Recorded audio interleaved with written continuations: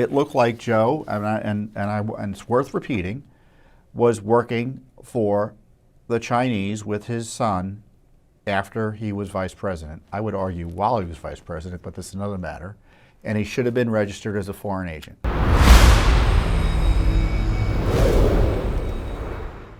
Congress sometimes does some good work. There's news out this week that's important. It seems to me it just is breaking before I started doing this, and it looks like the House impeachment effort has resulted in some banking records showing a direct payment to Joe Biden. James Comer, who's running, so there are 3 impeachment committees or impeachment inquiry committees in the House right now.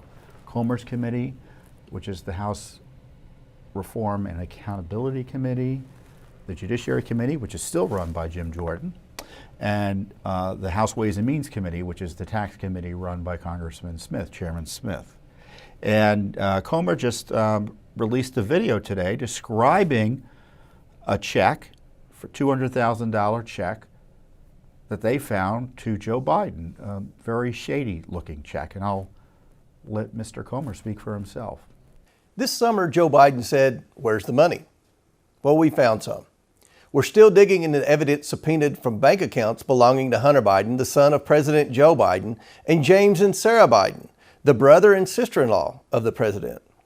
A document that we're releasing today raises new questions about how President Biden personally benefited from his family's shady influence peddling of his last name and their access to him. Bank records obtained by the House Committee on Oversight have revealed a $200,000 direct payment from James and Sarah Biden to Joe Biden in the form of a personal check. Here's some important context about this check we've obtained in our investigation. In 2018, James Biden received $600,000 in loans from AmeriCorps, a financially distressed and failing rural hospital operator. According to bankruptcy court documents, James Biden received these loans, quote, based upon representations that his last name, Biden, could open doors and that he could obtain a large investment from the Middle East based on his political connections, end quote. On March 1st, 2018, AmeriCorps wired a $200,000 loan into James and Sarah Biden's personal bank account, not their business bank account. And then on the very same day, James Biden wrote a $200,000 check from this same personal bank account to Joe Biden. James Biden wrote this check to Joe Biden as a, quote, loan repayment. AmeriCorps, a distressed company, loaned money to James Biden, who then sent it to Joe Biden.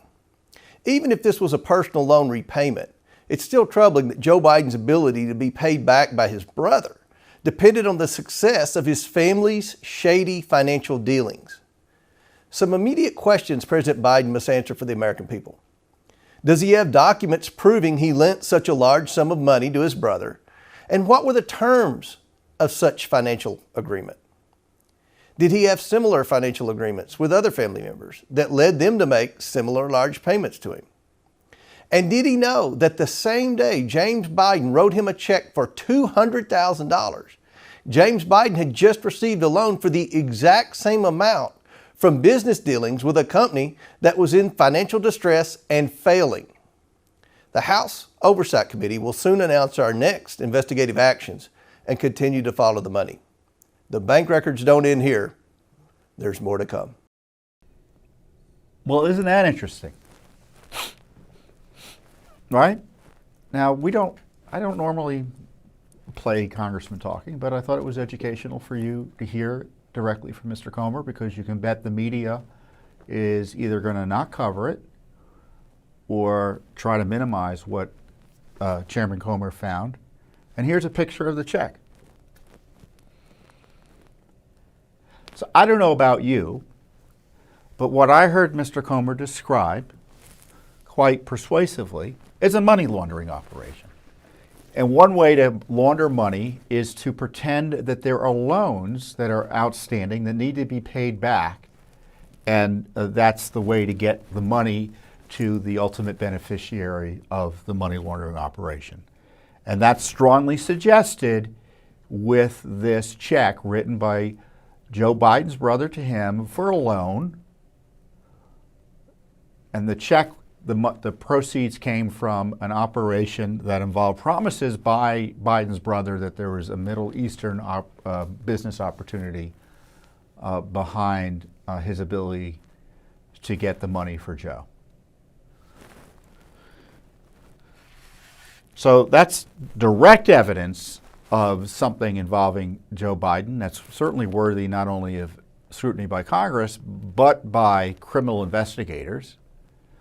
But as you know, bribery doesn't necessarily mean that the person that Joe Biden gets money directly. That's one of the big lies about this whole defense the left media is putting out there for Joe Biden and leftists generally. You can benefit from a bribe, and in a criminal way, if someone says, hey, look, I'm going to take care of your daughter. I'm going to take care of your brother. I'm going to take care of your son. And do this in exchange. That's criminal too. I mean, you don't have to get the cash directly to get the benefit, especially for a close family member. In addition, it looked like Joe, and it's worth repeating, was working for the Chinese with his son after he was vice president. I would argue while he was vice president, but that's another matter. And he should have been registered as a foreign agent.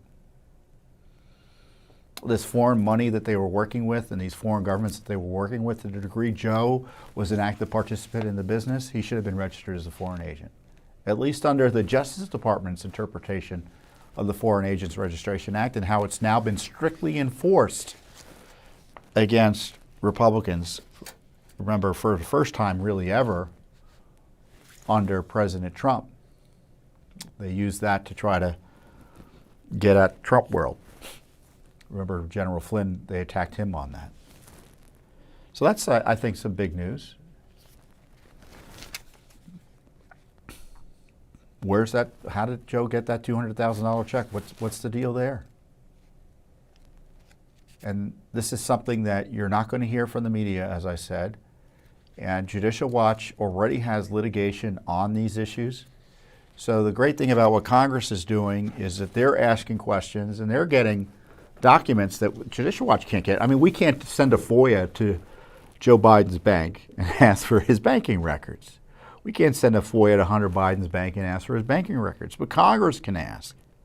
And to the degree the Justice Department has some of this information and some of the work they're done is subject to FOIA, we can get some information. And we've been in court repeatedly on these issues, and I suspect we're going to be getting more information as time wears on. But right now we're facing a lot of stonewalling. So maybe that's something else the government can do. They can require the agencies to be forthright about Biden corruption. They can require the Justice Department to do a serious investigation of Joe Biden. And certainly defund the fraudulent investigations that are abusing his political opponents, such as President Trump. Thanks for watching. Don't forget to hit that subscribe button and like our video down below.